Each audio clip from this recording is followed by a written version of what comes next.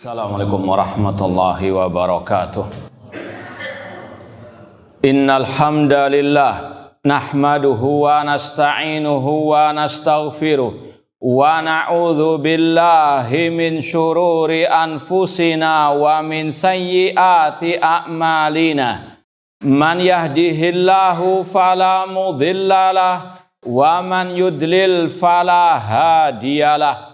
Ashhadu an la ilaha illallah wahdahu la syarikalah wa ashhadu anna Muhammadan abduhu wa rasuluh. Ya ayyuhalladzina amanu taqullaha haqqa tuqatih wa la tamutunna illa wa antum muslimun.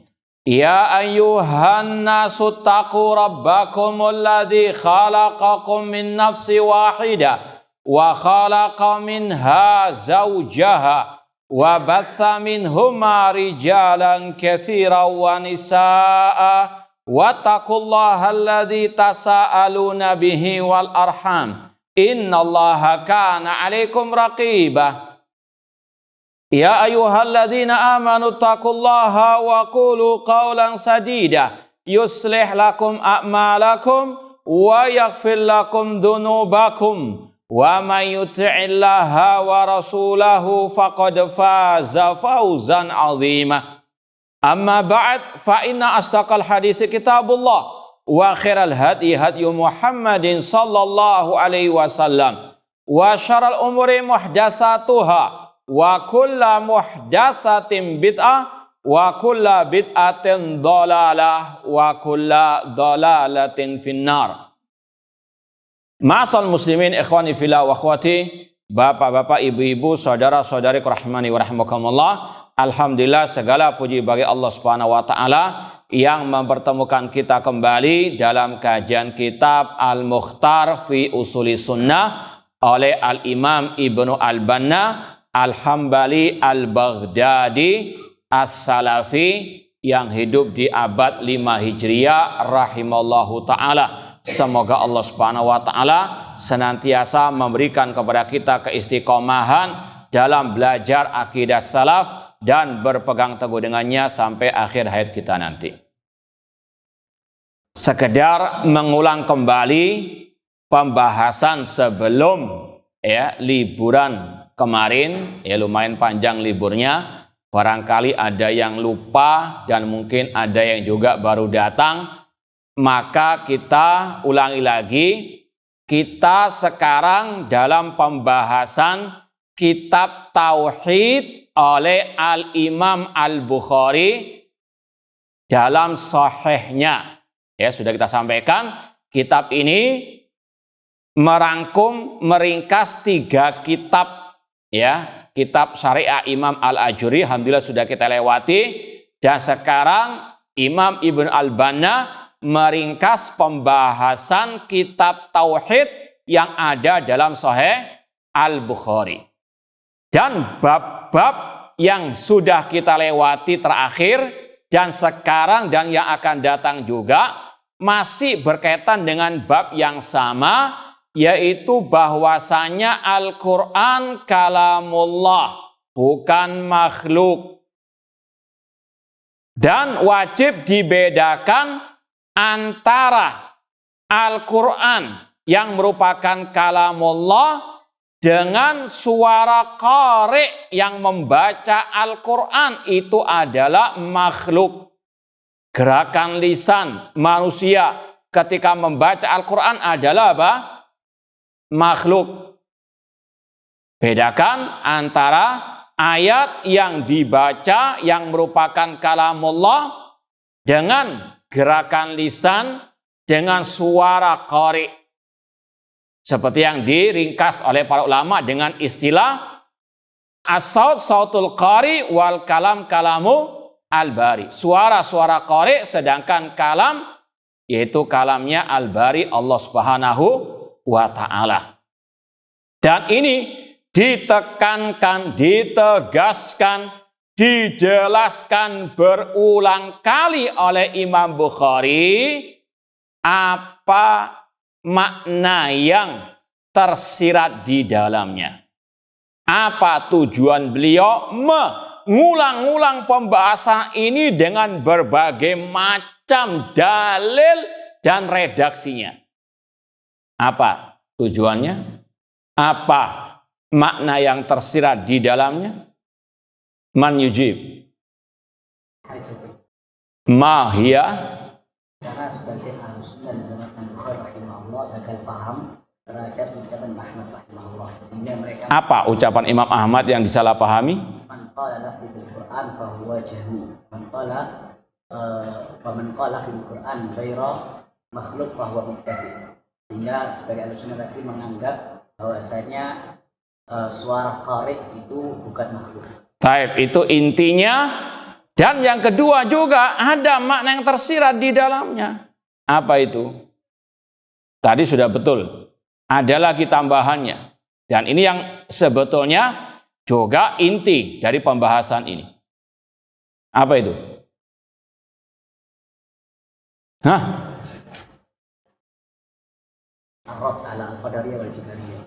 Itu pembahasan lain. Nah, yang lain. Ada lagi yang menambahkan. Al-akhar. Man yujib. Tentang apa? Tentang? Iya, sedikit lagi nyampe.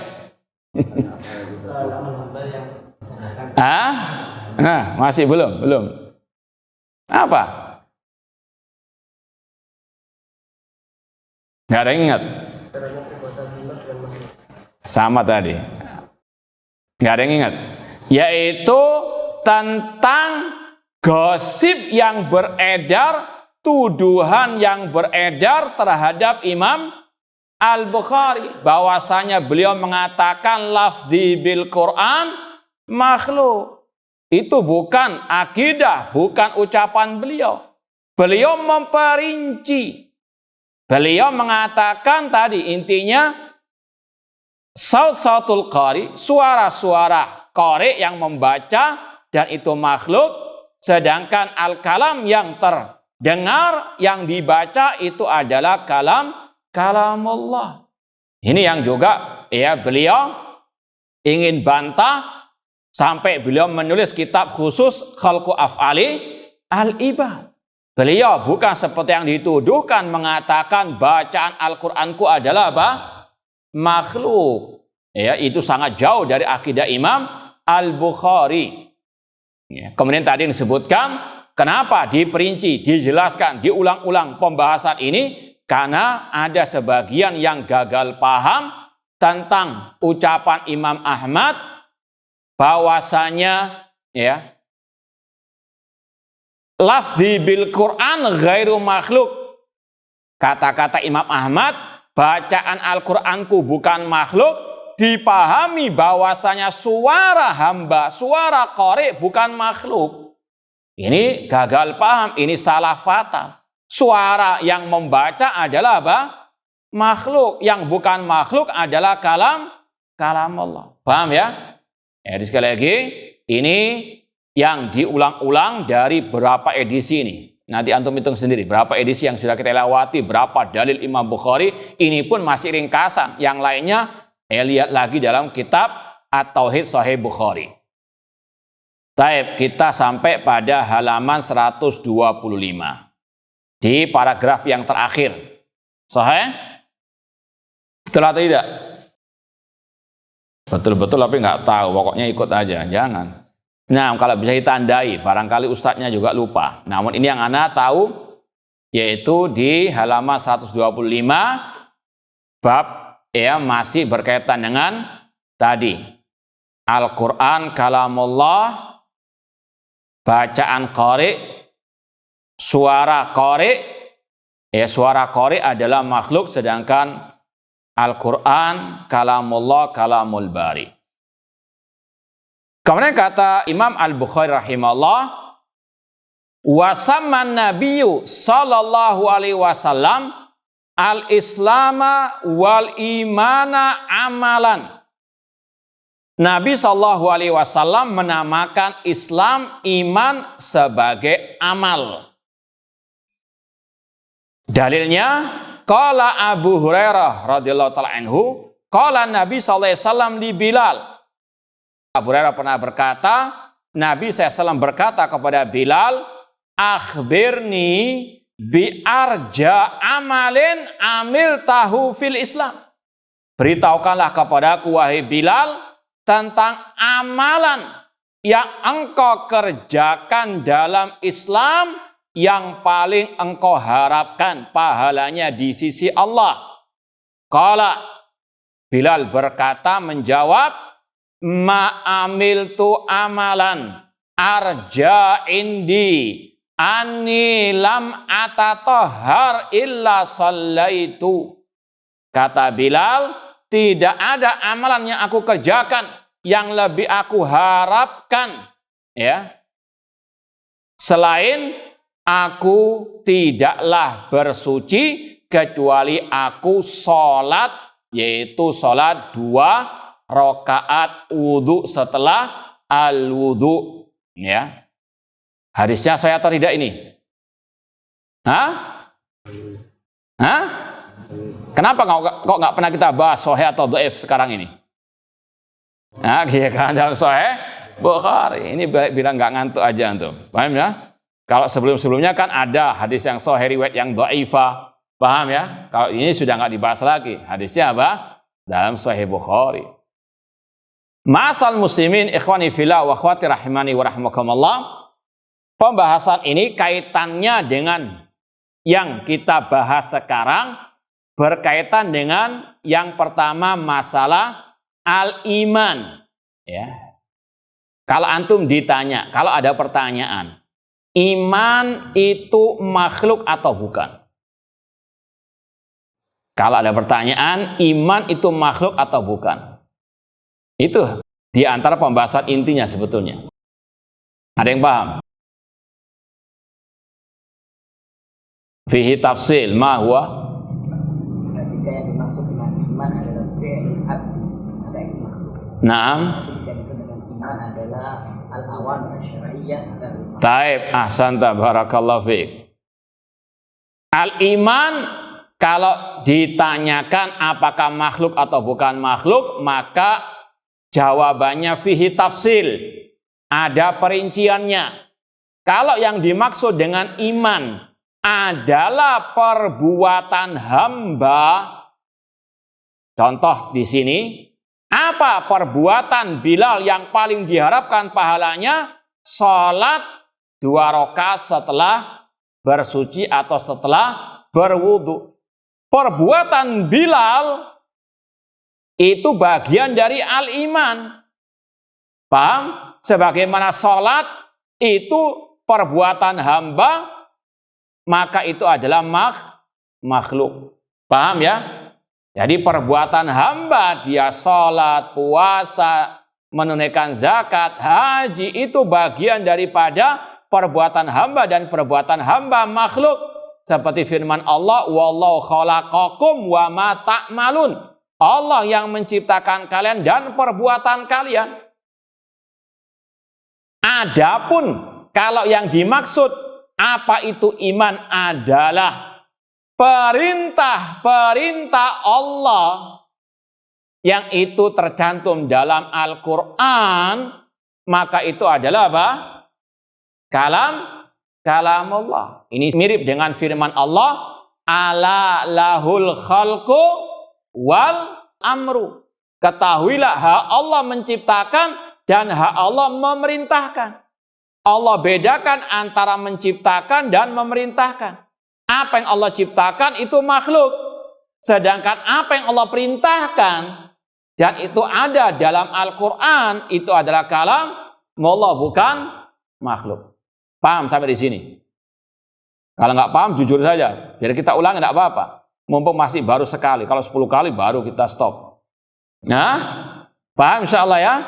Jadi, kenapa kok kelihatannya loncat pembahasan Al-Quran? Namun apa di sini pembahasannya apa itu Islam, apa itu al-iman. Karena pembahasannya sama. Bahwasanya dibedakan al-iman, ada 2 maknanya di sini.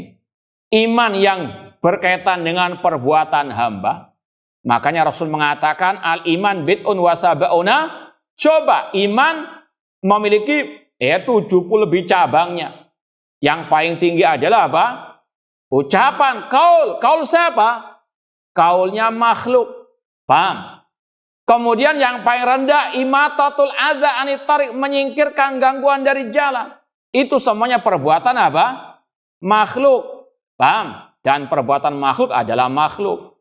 Adapun perintah Allah, qulu amanna, perintah Allah untuk wa aqimus shalah, itu semuanya adalah kalam Allah. Paham? Baik. Kemudian ma'asal muslimin ikhwani fillah wa akhwati rahimani wa rahimakumullah, ada pembahasan di luar yang inti, yaitu berkaitan dengan bantahan terhadap syubhat sebagian alil bid'ah. Yang mereka mengatakan, siapa bilang bid'ah itu semuanya sesat? Siapa bilang ngarang ibadah itu nggak boleh? Ini buktinya, Bilal ngarang apa? Ngarang ibadah sendiri, Rasul yang nanya. Paham? Atau dalam sebagai riwayat-riwayat yang dikatakan oleh mereka, para sahabat mengarang ibadah, kemudian Rasul SAW apa?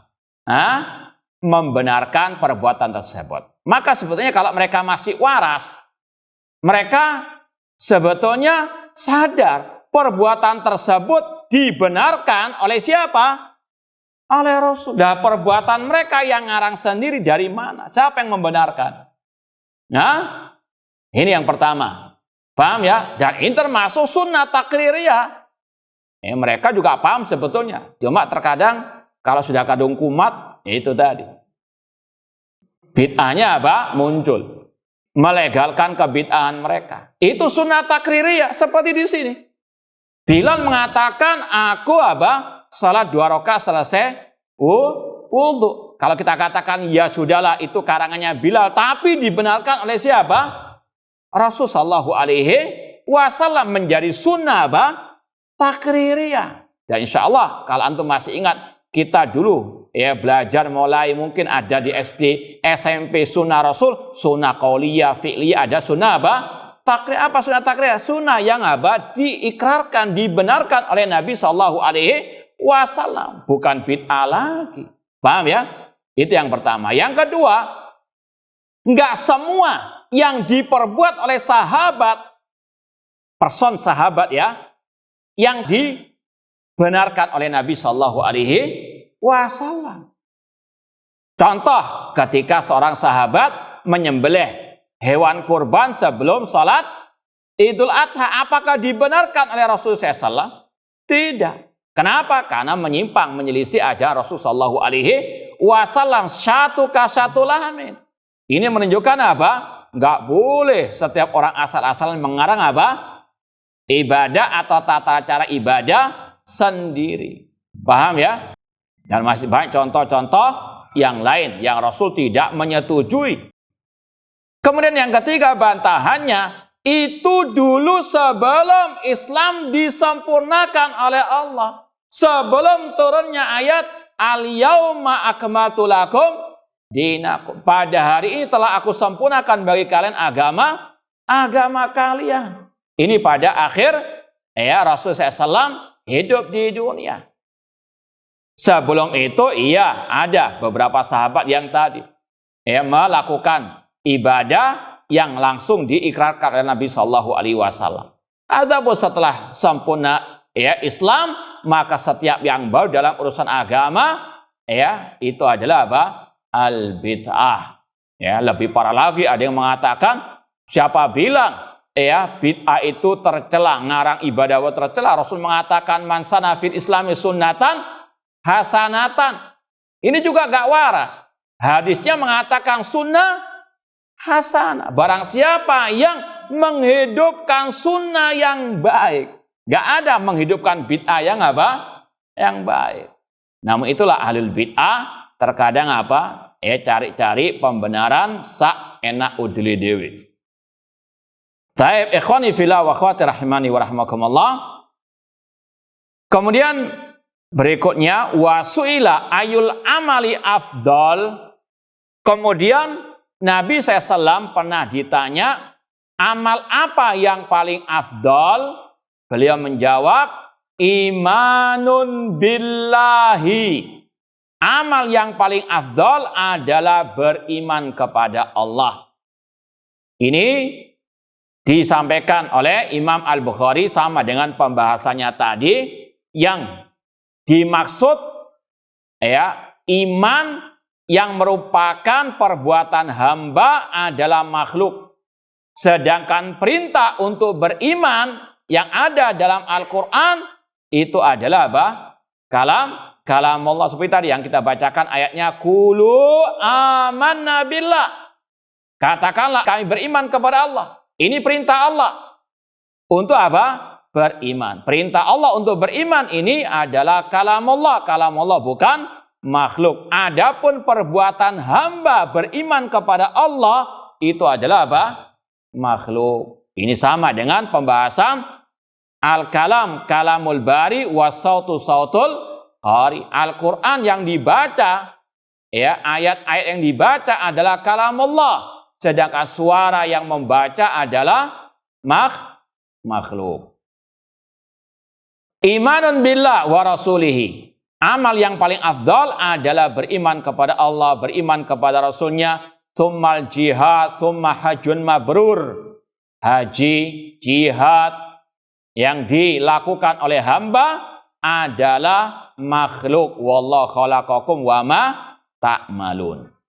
Kemudian sedikit faedah di luar pembahasan inti. Di sini para sahabat Rasulullah SAW mereka sangat antusias bertanya amal yang paling afdol. Kenapa? Karena himmatul aliyah, tekad yang sangat luar biasa untuk beramal atau untuk mengisi hidup mereka dengan al-amal, dan bukan sekedar amal, namun amal yang paling apa? Afdol. Ini beda dengan kita. Beda dengan orang sekarang. Kalau orang sekarang ini mau beramal soleh saja sudah ya alhamdulillah ya, bersyukur kepada Allah bisa beramal. Kalau dulu salaf tidak. Cari mana dari amal itu yang paling afdol. Paham? Nah, ini sebagai motivasi bagi kita semuanya untuk berlomba-lomba ya dalam al-amal as-saleh. Kemudian warawah haditha Ibni Umar anna Rasulullah SAW qala innama baka'ukum fiman salafa minal umam kama baina salatil asar ila ghurubis syams. Sesungguhnya tinggalnya kalian dibandingkan dengan umat-umat sebelum kalian seperti antara sholat asar sampai tenggelamnya matahari. Ini menunjukkan taqarubuz zaman, cepatnya waktu ini berjalan. Makanya tadi irtanim khamsan qabla khamsin, banyak-banyak introspeksi diri untuk mengisi waktu dengan al-amal as-saleh, dengan thalabul ilmi, dengan al-amal as-saleh. Kemudian intinya pada lanjutannya, utiya ahlul kitabit taurata fa'amilu biha. Ahlul kitab, orang Yahud, diberikan Taurat. Fa'amilu biha, mereka mengamalkannya. Ini intinya Rasul membedakan antara Taurat yang merupakan kitabullah, yang itu merupakan kalamullah, dengan amalnya ahlul kitab. Ini sudah kita sampaikan dari awal. Semua kitab-kitab Allah yang diturunkan kepada para anbiya semuanya adalah kalam Allah, bukan hanya Al-Quran. At-Taurat wal Injil semuanya adalah apa? Kalamullah. Nah, ila akhirih. Jadi pembahasannya sama dengan tadi. Rasul SAW membedakan antara kitabullah di sini Taurat dengan amalnya ahlul kitab. Amalan ahlul kitab, perbuatan ahlul kitab makhluk. Ya, sedangkan apa? Tauratnya sendiri adalah kalamullah, bukan makhluk. Bab berikutnya, waqal, Imam Bukhari berkata, bab wa samman nabiyyu sallallahu alaihi wasallam as-salata amalan. Bab Nabi SAW menamakan salat sebagai amal.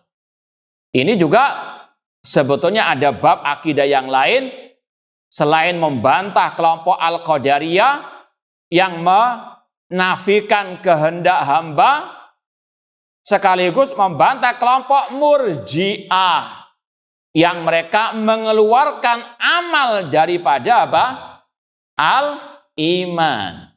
Ini sekedar tambahan faedah dalam bab ini. Waqala Rasul SAW bersabda, la salata liman lam yaqra bi fatihatil kitab. Tidak sah salat bagi yang tidak membaca fatihatil kitab, surat Al-Fatihah. Di sini intinya juga sama. Rasul SAW membedakan antara salat yang dilakukan hamba yang merupakan makhluk, merupakan perbuatan makhluk, dan itu adalah makhluk, dengan surat Al-Fatihah yang merupakan kalamullah. La salata liman lam yaqra bi fatihati al-kitab. Dan sudah sama juga dengan yang sebelum-sebelumnya. Ini ada penyandaran amal kepada makhluk. Makhluk itu beramal secara hakiki, ya, liman lam yaqra. Adapun kelompok Al-Jabariyah, ya, yang mengatakan hamba itu dipaksa oleh Allah, hamba tidak berbuat, ya, namun perbuatan hamba itu kalau dikatakan perbuatan hamba hanyalah majazi, tidak hakiki. Sedangkan Rasul di sini menyandarkan amal kepada apa? Manusia, liman lam yaqra. Warawa hadis Ibnu Mas'ud anna rajulan sa'alan Nabi SAW ayul a'mali afdal.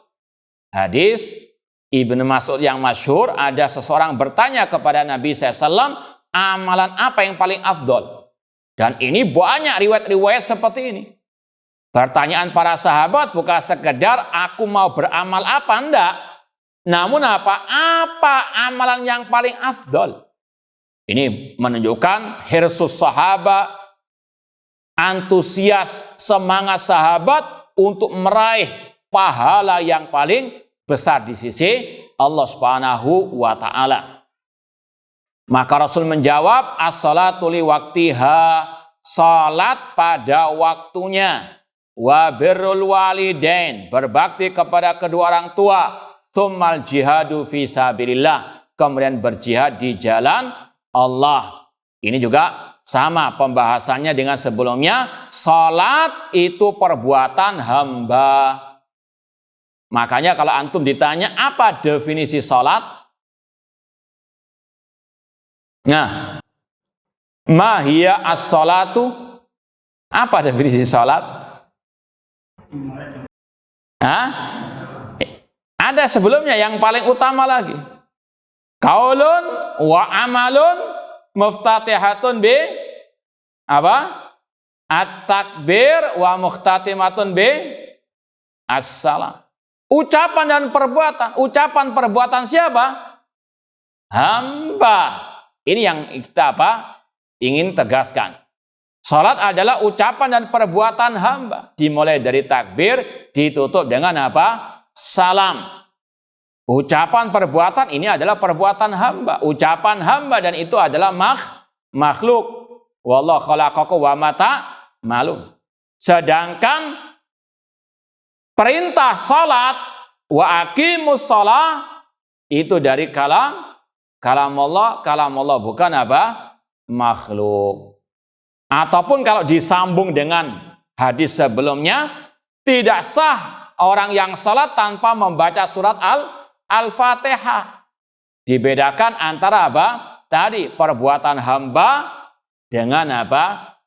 Surat Al-Fatihah yang merupakan kalamullah. Kemudian dalam hadis ini sudah kita sampaikan, al-a'mal tatafadol, kata para ulama. Amal itu tidak satu derajat. tidak satu tingkat. Sebagaimana surga itu darajat, bertingkat-tingkat. Sesuai dengan apa? Amal perbuatan hamba. Ya, al-amal tatafadol. Amal itu bertingkat-tingkat. Dan tadi disampaikan oleh Rasulullah SAW, yang paling afdal adalah al-iman. Bahkan ini adalah apa? Pondasinya amal. Tanpa iman tidak sah al-amal.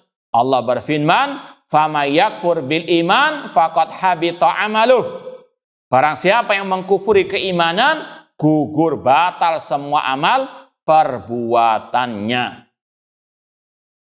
Ma'asal muslimin ikhwani fillah wa akhwati rahmani wa rahmakumullah. Kemudian poin berikutnya 86, waqal bab innal insana khuliqa halu'a. Sesungguhnya manusia diciptakan dalam keadaan berkeluh kesah. Ini hakikat manusia secara umum. Dikasih musim panas kepanasan, ya.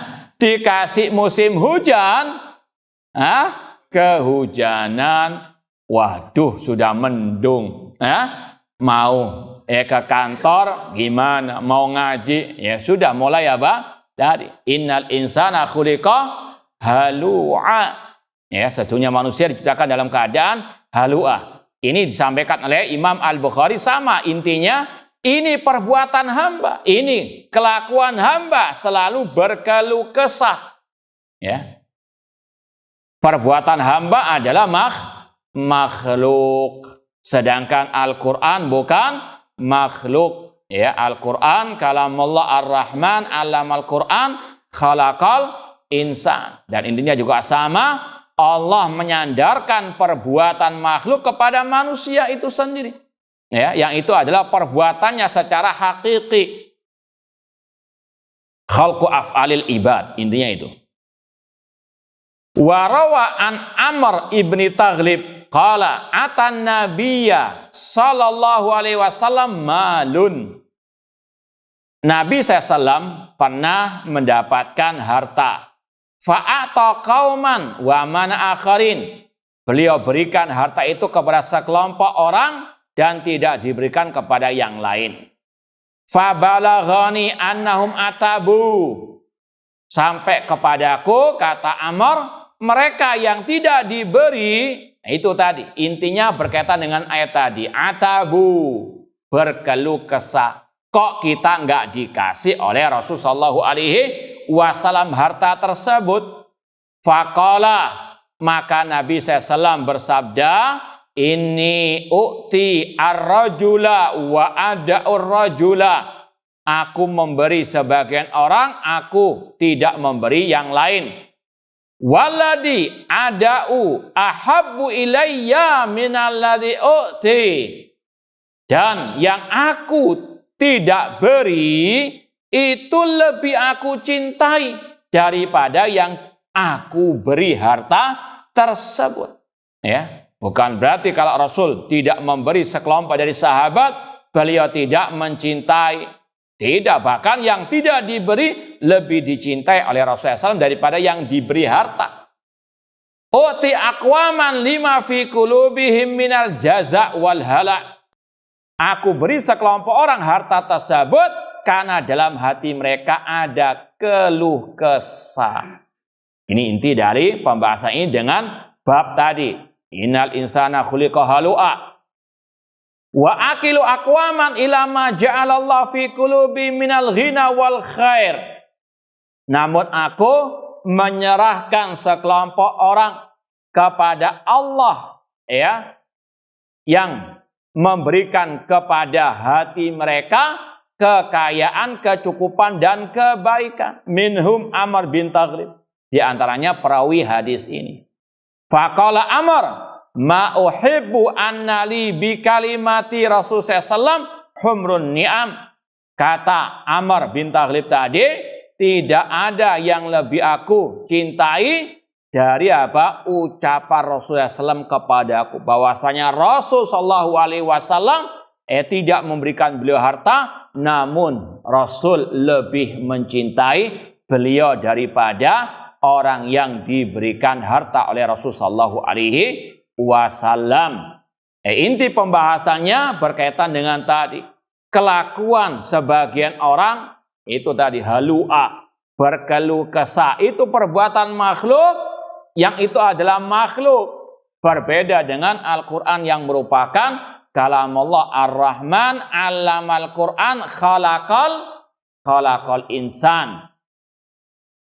Kemudian di antara sisi yang lain tadi, bahwasanya ukuran cinta Allah dan cinta Rasul bukan harta. Bisa jadi orang itu kaya raya, punya kedudukan, jabatan, dan seterusnya. Bisa jadi itu adalah apa? Istidraj dari Allah Subhanahu wa ta'ala. Ukuran inna akramakum indallahi atqakum. Sesungguhnya yang paling mulia di sisi Allah adalah yang paling bertakwa. Poin ke-87, waqal, Imam Bukhari berkata, babu dzikrin Nabi sallallahu wa riwayatihi an rabbihi. Bab tentang zikirnya Nabi. Penyebutan Nabi sallallahu alaihi wasallam, Rabbnya dan riwayatnya dari Rabbnya. Kata-kata babu dzikrin Nabi SAW ini pernah kita sampaikan pada awal-awal bab ya dalam pembahasan ini. Ada yang ingat enggak apa inti pembahasannya? Nah, insyaallah sebetulnya sudah mendarah daging, sebenarnya sudah tinggal klik saja sudah jawab sudah. Nah, apa jawabannya? Kata-kata babu dzikrin Nabi SAW wa riwayati ar-rabbih, yang kita tekankan babu dzikrin Nabi SAW. Apa maknanya yang berkaitan dengan bab ini?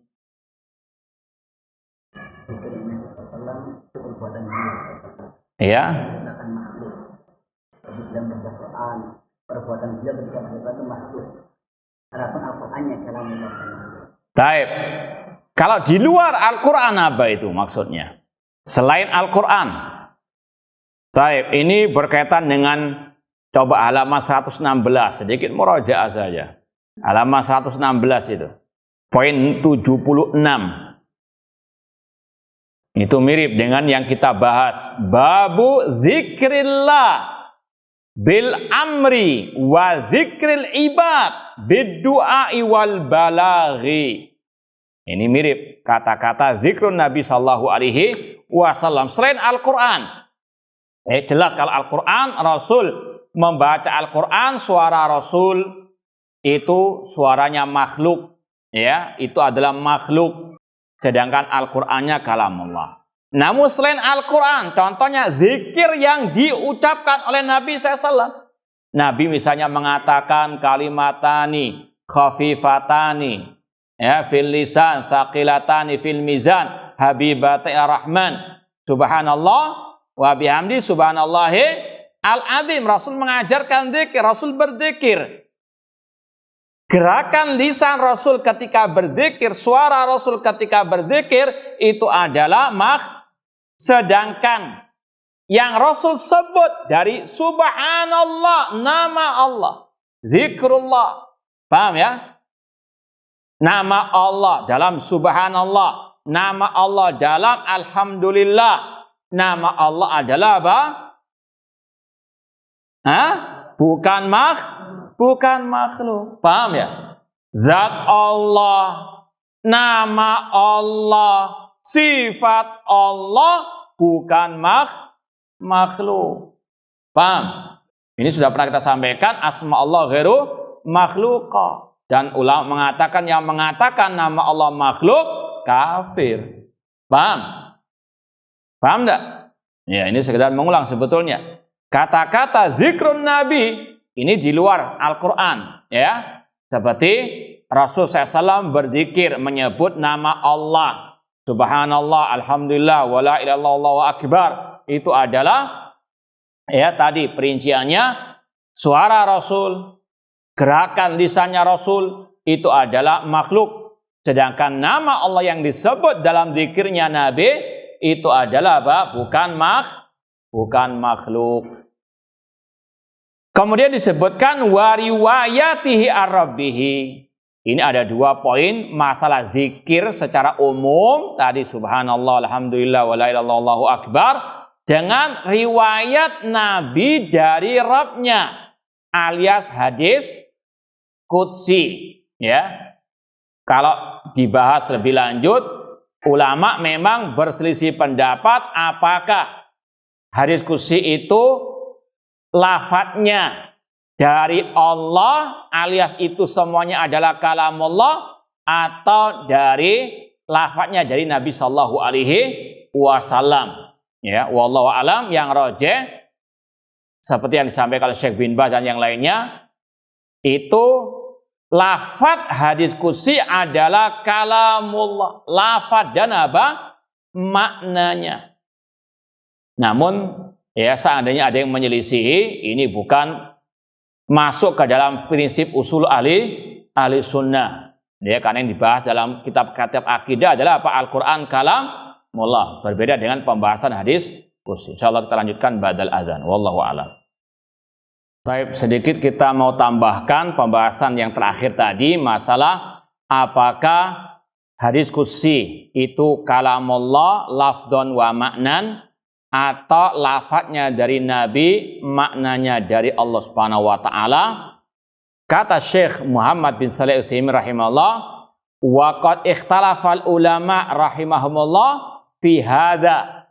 Ulama, yaitu ulama Ahlussunnah, berselisih pendapat tentang masalah ini. Hal huwa ay al hadisil qudsi, hal huwa kalamullah lafdon, au inna Nabi sallallahu naqalahu ar-rabbi bimakna. Ulama berbeda pendapat apakah hadits qudsi itu kalamullah ya secara makna dan lafaz, atau Nabi SAW menukil maknanya saja dari Allah Subhanahu wa taala. Ya. Meskipun yang terakhir ya beliau mengatakan ala kulli hal ana ufaddil wa urajji akhiran annal aula tarkul bahth. Kata beliau, yang aku lebih condong tinggalkan pembahasan ini. Wallahu alam. Ya, ini pendapat beliau. Namun kalau Syekh bin Baz lebih condong kepada pendapat hadits qudsi adalah kalamullah. Ya, kita baca sedikit ucapan beliau. Ini di web beliau. Kata beliau, ammal hadisul qudsi fa huwa kalamun mansub ilallah, nasabahu Nabi sallallahu alaihi wasallam ilallah. Yuqalu hadisun qudsi yakni hadisan anin Nabi sallallahu alaihi wasallam wa huwa aidan yu'tabar min kalamillah lafdhan wa makna. Kata Syekh bin Baz, adapun hadits qudsi lafaz dan maknanya dari Allah Subhanahu wa taala.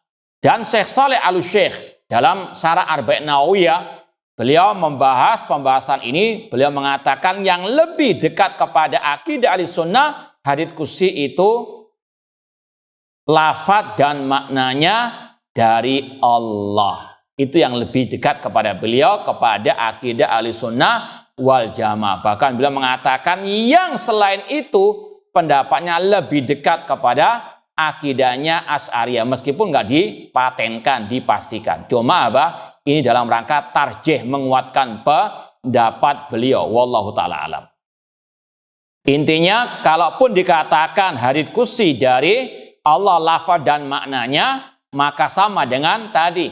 Al-Quran kalamullah. Bedakan antara Nabi menyampaikan hadits qudsi dengan suara beliau, itu suara makhluk.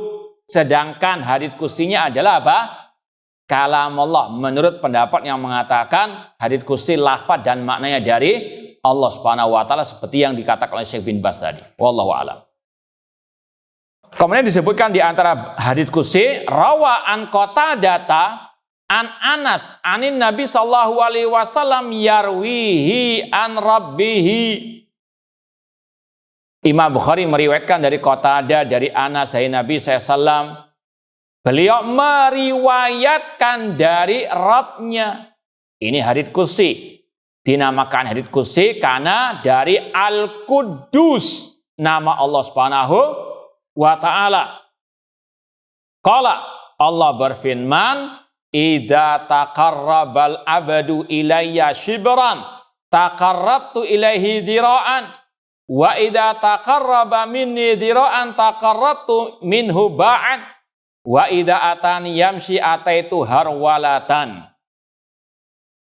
Apabila hamba mendekatkan diri kepadaku shibron, sejengkal, aku mendekatkan diriku kepadanya sehasta. Wa idza taqarraba minni dira'an taqarrabtu minhu ba'an. Apabila hambaku mendekatkan diri kepadaku sehasta, aku mendekatkan diriku kepadanya sedepa. Wa idza atan yamshi ataitu harwalatan. Kalau dia mendatangiku dalam keadaan berjalan, aku mendatanginya dalam keadaan berlari. Yang pernah ikut kajian Zoom kitab Qawaidul Muslah, ya, terutama di Ma'had Al-Kautsar, Allah yahfadzu min kulli su'in wa makruh, insyaallah bisa menjawab, ya, apa makna dari hadis ini. Kalau mungkin bisa diperinci, ada dua maknanya. Nah, apa maknanya? Nah, ada yang mau menjawab? Sudah capek ya? Baik. Secara global ada dua maknanya. Yang pertama, sesuai dengan dohirnya. Ini merupakan penetapan sifat fi'liyah bagi Allah. Ini ada penetapan sifat fi'liyah bagi Allah. Bahwasanya Allah punya sifat mendekat. Allah punya sifat harwalah, berlari. Ya. Kata para ulama di antara Syekh Muhammad bin Utsaimin, jangan merasa, loh kok ada? Jangan. Kenapa? Ini sama dengan sifat-sifat perbuatan Allah yang lain. Allah turun, Allah istiwa, apa bedanya?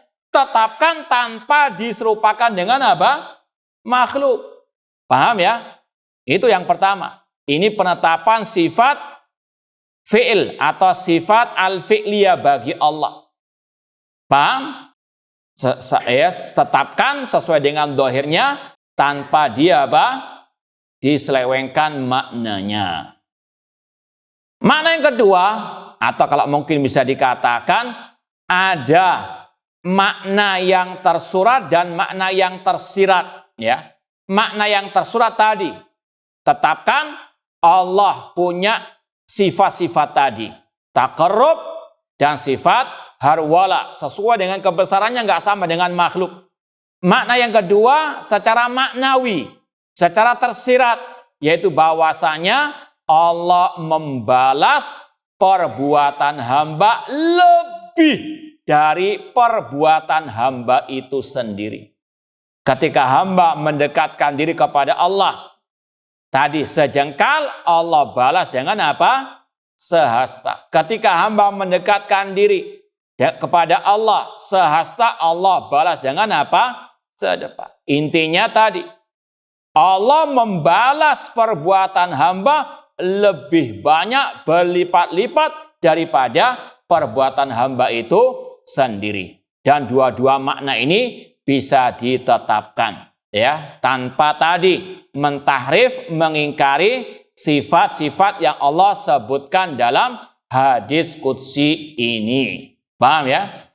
Nah, nanti kalau mau lebih terperinci, lihat kitab Qawaidul Muslah oleh Syekh Muhammad bin Shalih Al-Utsaimin rahimahullah ketika menjawab syubhat sebagian alil bid'ah. Nah, taib ana rasa sampai di sini. Ada yang mau ditanyakan berkaitan dengan pembahasan kita sekarang? Taib, kalau tidak ada kita cukupkan sekian, kurang lebihnya mohon maaf. Wa jazakumullahu khairan. Aqulu qouli hadza wa akhiru da'wana anil hamdulillahi rabbil alamin. Wassalamualaikum warahmatullahi wabarakatuh.